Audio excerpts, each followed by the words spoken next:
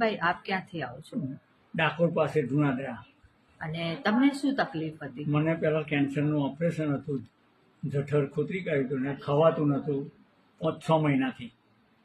પછી અહીંથી દવા ચાલુ કરી તો મને 3 થી 4 કિલો જેવું વજન વધી ગયું અને ખોરાક લેવાય છે હવે. અને પહેલાં રોટલી નથી ખવાતી પણ હવે ખવાય. અત્યારે રોટલી ખવાય જમાય છે. ખવાય. બરાબર. અને આ જે તકલીફ તમે જે સર્જરી કરાવી, કેન્સર જે જઠરનું હતું તમારે, હમ. એને કેટલો સમય થયો? એને 1 વર્ષ ના પહેલા મહિનામાં કરાવ્યું હતું એટલે 8 મહિના 9 મહિના જેવું, 8-9 મહિના હા, થાય. 8-9 બરાબર. મહિના.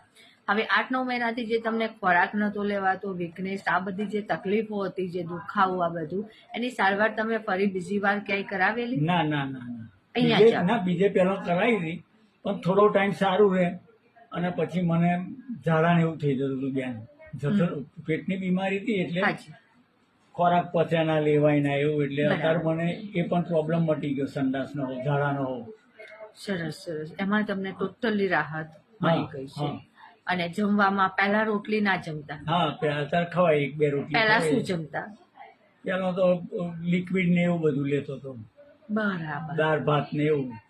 અને અત્યારે દાળ ભાત, અત્યારે શાક, રોટલી રોટલો પણ બધું ખવાય. જમે. રોટલો બી જમી હા શકો. રોટલોય ખવાય. સરસ સરસ. આપને બેસ્ટ